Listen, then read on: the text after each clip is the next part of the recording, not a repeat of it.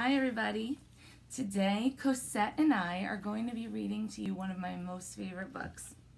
It is called The Story of Ferdinand. Okay, and this book is by Munro and the drawings are by Robert Lawson.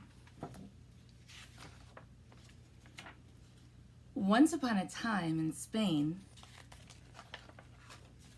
there was a little bull and his name was Ferdinand.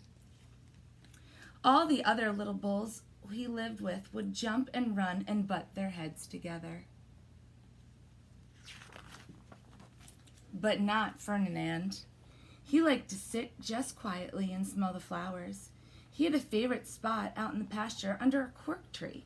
It was his favorite tree, and he would sit in its shade all day and smell the flowers.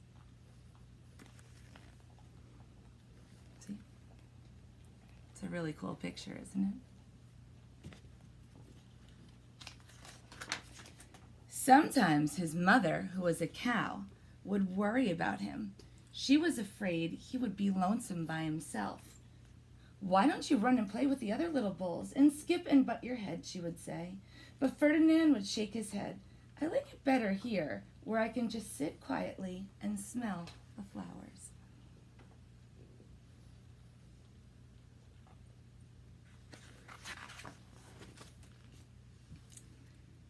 His mother saw that he was not lonesome, and because she was an understanding mother, even though she was a cow, she let him be there, just sit there and be happy. As years went by, Ferdinand grew and grew until he was very big and strong.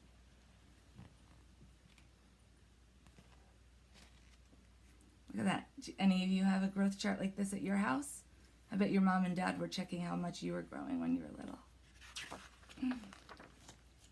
All the other bulls who had grown up with him in the same pasture would fight each other all day. They would butt each other and stick each other with their horns. What they wanted most of all was to be picked to fight at the bullfights in Madrid.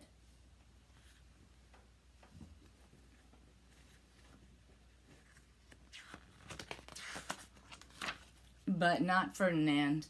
He liked to sit just quietly under the cork tree and smell the flowers. One day, 5 men came in very funny hats to pick the biggest, fastest, roughest bull to fight in the bullfights in Madrid.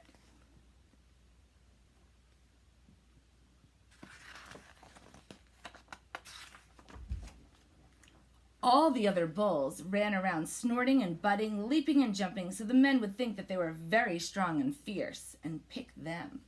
Ferdinand knew that they wouldn't pick him, and he didn't care. So he went out to his favorite cork tree to sit down.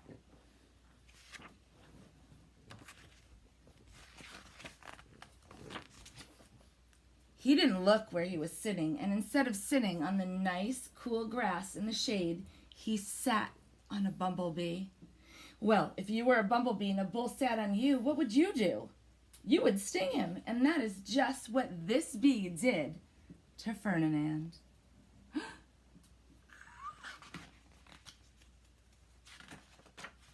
Wow, did it hurt? Ferdinand jumped up with a snort. He ran out puffing and snorting, butting and pawing the ground as if he were crazy. The 5 men saw him, and they all shouted with joy.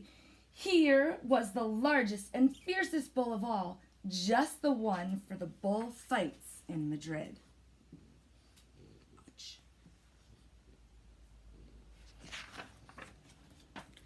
So they took him away for the bullfight day in a cart.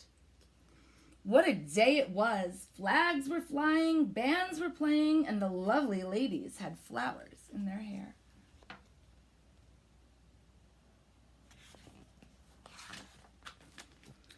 They had a parade into the bull ring.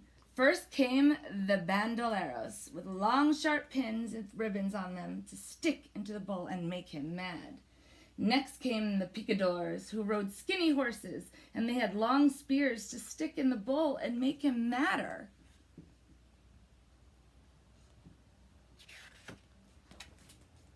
Then came the matador, the proudest of all. He thought he was very handsome and bowed to the ladies. He had a red cape and a sword and was supposed to stick the bull last of all. Then came the bull, and you know who that was, don't you? Ferdinand. Look at the matador. Uh-oh. Look at him peeking out. They called him Ferdinand the Fierce, and all the bandoleros were afraid of him, and the picadors were afraid of him, and the matador was scared stiff. Ferdinand ran to the middle of the ring, and everyone shouted and clapped because they thought he was going to fight fiercely and butt and snort and stick his horns all around.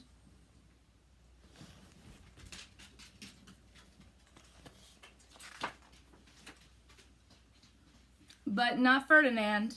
When he got to the middle of the ring, he saw the flowers in the lovely lady's hair, and he just sat down quietly and he smelled.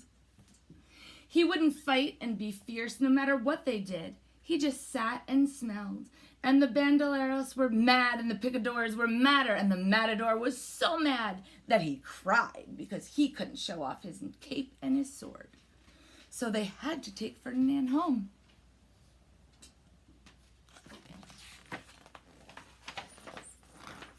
And, for all I know, he is sitting there still under his favorite cork tree, smelling the flowers just quietly.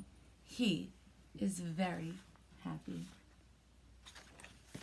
Well, I hope you enjoyed our story, and I look forward to seeing you soon.